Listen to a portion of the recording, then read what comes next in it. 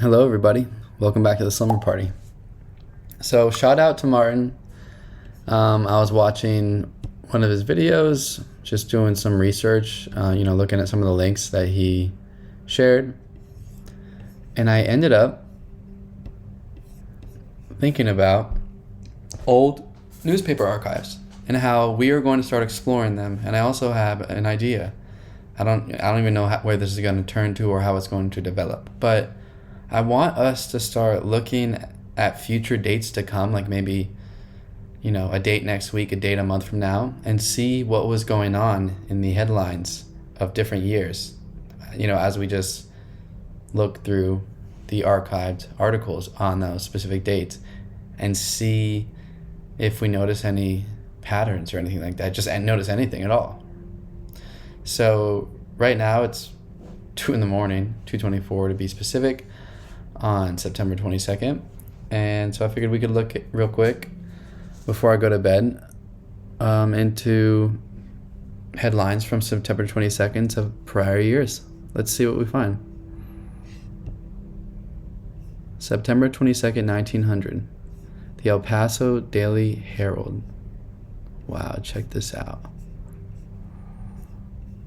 Help wanted female. Let's see. Wanted a first-class cook in private family for particulars, address, Rex Herald office. Situations wanted male, mining superintendent who understands a saying in Spanish, wants position. Who understands a saying. I'm not sure if that's a language or a word. Miscellaneous wants. Embroidery lessons. Pasturage. My alfalfa fields are now open for pasturage. Orders left at Ballingers and Longwells or Pomeroy's Transfer Co. will receive prompt attention. Wow, they're leasing out their fields for pasture. It's cool. Never thought about that before. For sale, improved residence property. For sale at a bargain, my 6-room and bath modern new brick house with 2 lots. Location 1 block west, Moy's Fine Home. For a bargain. His 6-room and bath modern new brick house. Made out of bricks. For sale, 1 5-room brick on San Antonio Street. Lot 40 by 120. Price $1,700. So on September 22nd, 1900, you could have bought a 5-bedroom brick house on lot 40 by 120 for $1,700. Pretty cool. Let's see if there's anything else on here. Sunset Heights.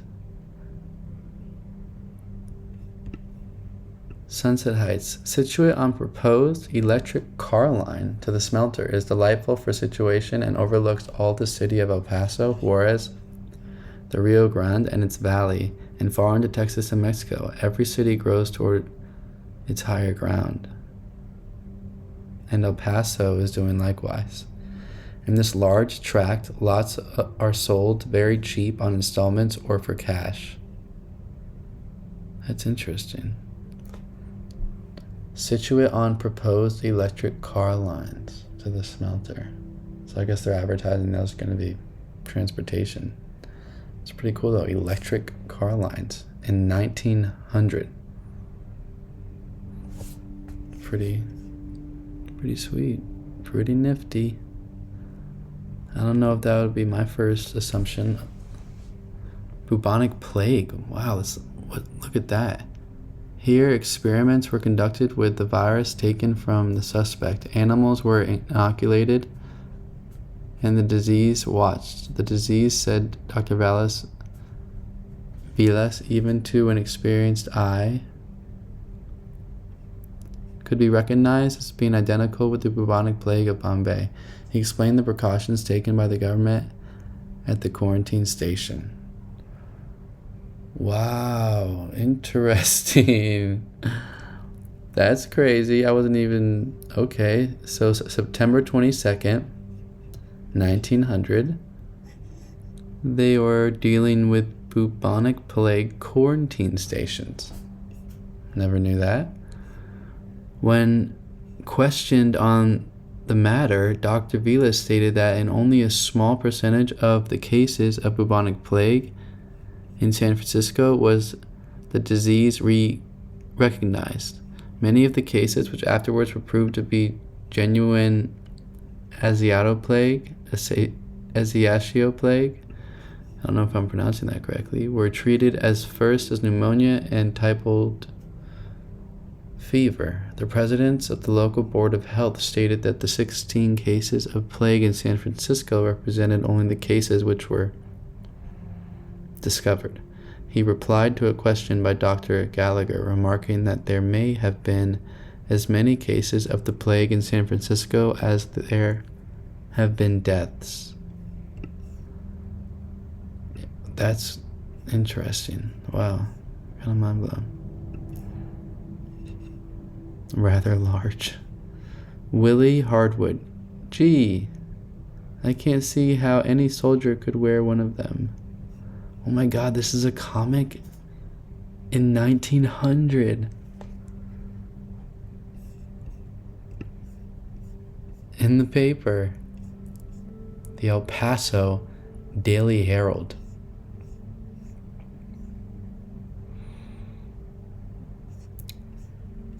Pretty flippin' cool, you guys. $1.50. This coupon will be received as part pay on any purchase of $10 worth of clothing, hats, shoes, and underwear, or anything in the line of dry goods. This offer ends 10 p.m. Saturday, September 29th at New York Store, Oregon Street. That's...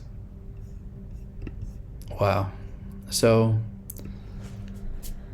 yeah, I'm going to keep this video short and sweet at that, but this is something we're going to spend a lot of time, and I'm super excited doing. We already found a, look at that just, you know, with the quarantine, and I'm sure we all can relate with that.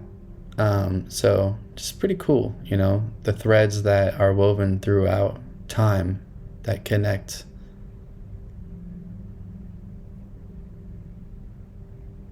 our life. Smash the like button, you guys. Comment below a place you'd like to go explore or a date. Comment below a date you want us to check out and explore. You know, see what was going on that date. And subscribe. I'll see you soon. Peace and love. Welcome back, everybody. Welcome back to the Slum Party. So, it's the same night. I'm actually going to keep going through some of this, and I was like, you know what? Why not? Let's do it together. So, got me some late night munchies, not going to lie. Going to be munching on some, my guilty pleasure is low sugar brown sugar instant oatmeal. But I don't put it in the microwave or anything. I just put a little almond milk in it. Super dang. I enjoy it a lot. But anyways, that's what I'll be munching on. Wow, we keep going through this El Paso Daily Herald for Saturday, September 22nd, 1900. So September 22nd for us is a Wednesday. So for them it was a Saturday. Let's check this out. This was the next page, I guess.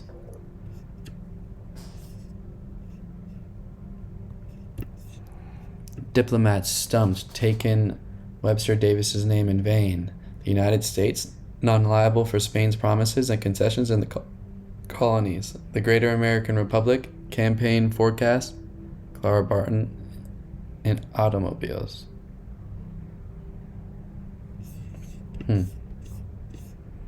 Who is Dr. Fanning? The following will show. Bankers endorse.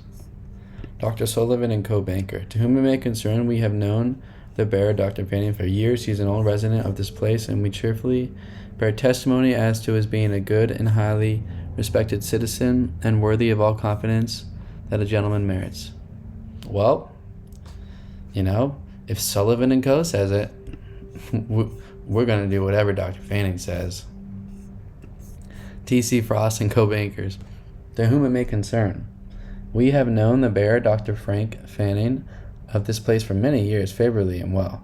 He is a specialist and of success in his line, and we cheerfully commend him to your usual courtesies.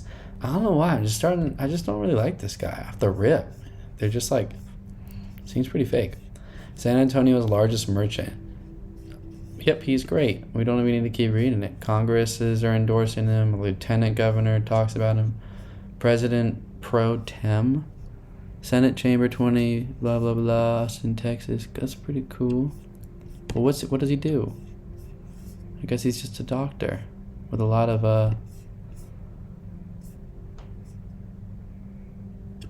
good reviews, but why? I wonder what he was doing to his patients. We might have to look into you, Mr. Fanning. I wonder what we'll find. Another day. Let's not forget that, you guys. Let's not forget Mr. Fanning, because, wow, who knows what we could uncover looking into him. Comment below any of your thoughts, by the way. The Early Shopper. Let's zoom in for you guys. You all can check it out while I do a little munching.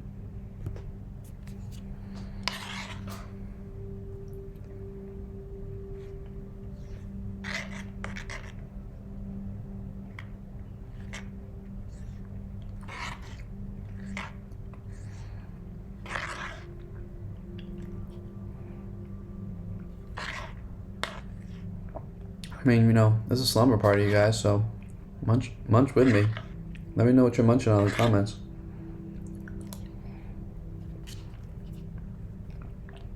So, the Early Shopper always has the choicest of the season's good to select from. Of all your choices, this place has the choicest. Our receipts of goods have been enormous this fall, and the variety of styles is such as is seldom seen even in much larger cities than this. In other words, we offer you the same shopping advantages that you have in eastern cities. Wow. Damn, a lot to compete with, I guess. Back in 1900. Jay Kalish's California store, the fashion center. There are hundreds of beauties in our dress goods department, all in the top notch of fashion and in every imaginable shade and quality. It should be an easy matter for us to suit you. I thought they were referring to actual woman for a second. I was like, okay. That suit department, we are showing this reason 75 different designs in tailor-made suits, and everyone is strictly first class. Our suits fit the workmanship, is absolutely perfect, and the linings are all goods that wear.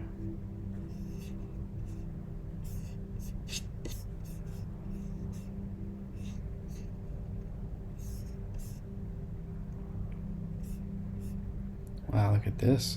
Let's see what we find. Check it out.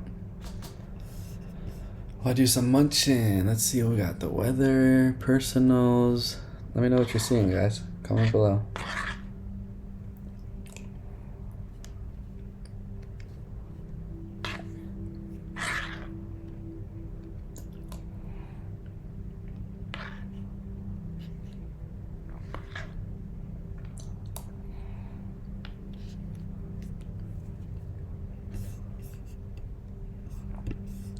It's caught my eye.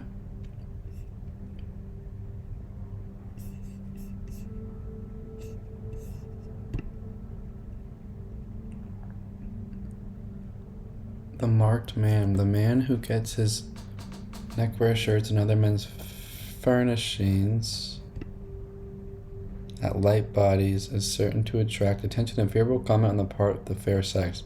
The latest styles, the knack of suiting each individual taste and requirement, and courteous treatment of customers tell the story of our popularity. That just reminded me for some reason that right here, I was looking at this article that Martin actually linked in the video that I was watching, And right here, Chicago gangs broken. City is ready for fair. I forget what year this is from. The Chicago Tribune.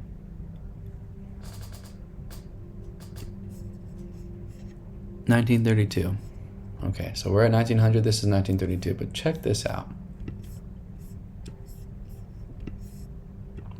Chicago gangs broken. City is ready for fair. Crime and politics divorce after long fight. So this is 1932. It's almost 100 years ago, you guys. So I don't know. Like, what do you think it was like back then, right? I don't know if people really consciously ask themselves that on the daily, or like go there in a thought bubble. But it somehow, reading this little bit about, I'll read it to you, but I'll tell you what it spawned in my brain. It spawned a thought on how outlaws and criminals were actually created by the government, probably, maybe, because they needed an antagonist to the law, right? So they're creating laws or rules for people. But imagine inherently, like, imagine trying to take over a civilized, free people who live peacefully amongst one another, maybe worldwide, with advanced technology. And imagine trying to kind of like slip a invisible net of law, or like some sort of, right, what does the government provide? A service, apparently? I don't know. Do you ever think about what the government provides? Do I? I don't know. I'm just, we're here just exploring. But, because let's read the article. Chicago, May 24th, officials of the Century of Progress Exposition, Chicago's World's Fair in 1933, have announced that Chicago has won its fight against gangsters. Chicago has won the fight against the gangsters, and that the grip of the criminal element has been broken. Congratulations were in order following the departure of Alphonse Capone, public enemy number one. Right? This is in the paper. It's almost like, it's almost entertainment in a way, right? But it's reality, so people are taking it as real, so it's creating like narratives among the people who read it and are influenced by the words, right? So I don't know why, it just made me think about, I'm not necessarily saying that, the governments of the past literally just created a fake narrative of criminals. And don't get me wrong, there are real people, or there are criminals, right? But I don't know. Just imagine like a worldwide free advanced civilization that just kind of just had human sense, right? Not even common sense, but just human sense, and lived amongst each other. Obviously, people are going to be different. Cultures are different.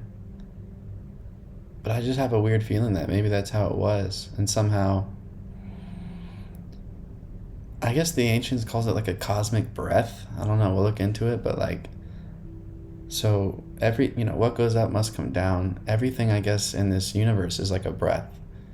Expansion and contraction. And I guess those are the two, that's how the universe is. It expands and contracts. And I guess when it's contracting, it's like more of a darker time within sentient manifestation, and when it's expanding, it's more of a golden age, like when we hear of the golden age.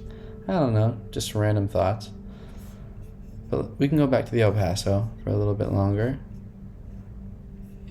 check out one more page, and then call it a night.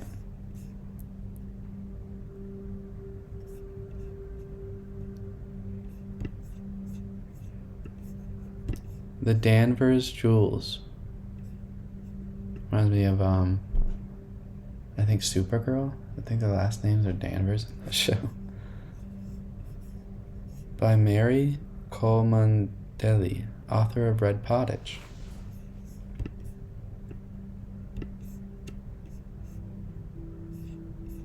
Let's check this out. That was cool earlier seeing that comic. Some guys in a room. Alright, someone maybe sick.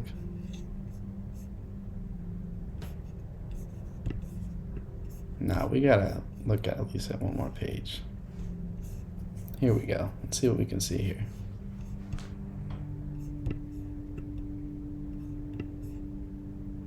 September 22nd, 1900. Cloudcroft, New Mexico, the breathing spot of the Southwest. Leave El Paso daily, 6:50 a.m. city time.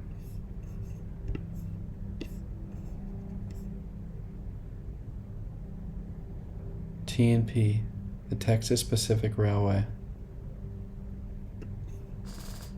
Texarkana, Shreveport, New Orleans, and El Paso. Texarkana. I want to look into that. Let's look into that.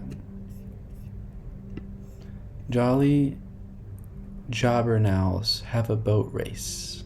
Copyright 1899 by Caroline Wetherell. The Jobbernals, since at the shore so gay a day was spent, in hope of still another treat, were strangely diligent. This was to be a boat race on some smooth and quiet stream, with lots of flags and horns to toot and chants to yell and scream. 2 boats were bought, the Hare and Hound, to run the water race. For Wong and Ole were the Hare, while Hans and Pat found place within the low-built, slender Hound, and Sambo merrily was chosen by the Jobbernal to act and referee. Jobbernals, excuse me. It's cool. Oh, there's more. So let's check out this though, and then we'll read the bottom. So these people are going for a boat race, I guess.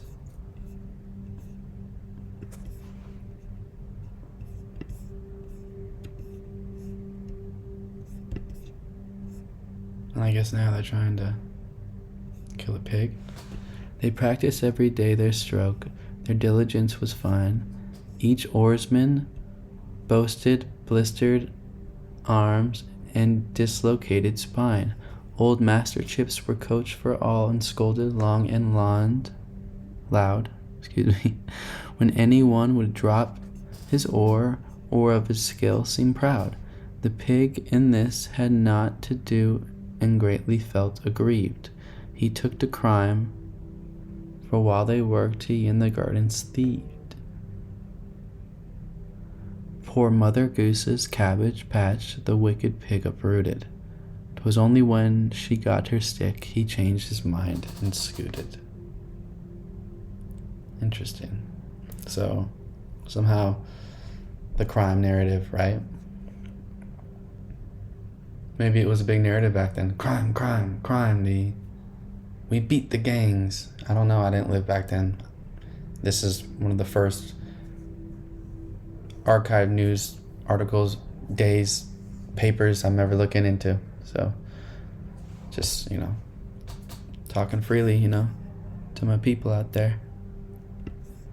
I think there was one more paragraph down here. Yeah, let's see what that said.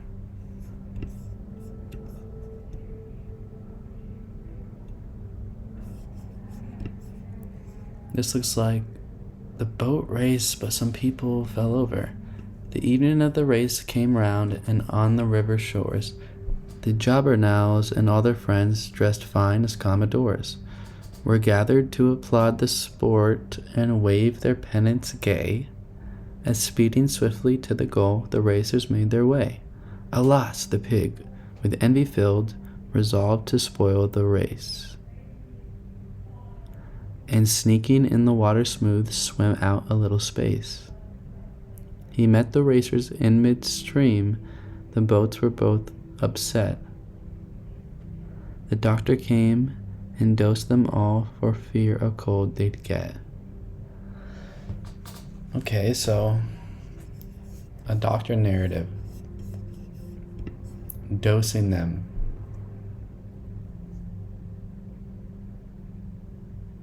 Interesting. Should we leave it at that, you guys? Is there anything else on here? Let's see. Dr. Ng Chehak, graduate Chinese physician, over 20 years experience in treating all diseases of men and women. He guarantees to cure blood poison, lost manhood, skin diseases, dropsy, hernia, gonorrhea, scrofula, paralysis, rheumatism, diseases of brain, heart, lung, kidneys, liver, bladder, and all female complaints. All diseases cured exclusively by Chinese herbs without surgical operations. Consultation free. Hours 9 a.m. to 8 p.m. Sundays 10 a.m. to 4 p.m. Wow. What's up, Doctor? Ng Chehak? I'd probably go and see what's up. Sounds like a cool dude. So that's where we're going to leave it, you guys. Peace and love. I'm going to edit this video and head on to bed, but I'll see you guys soon. Smash the like button, comment below, and subscribe.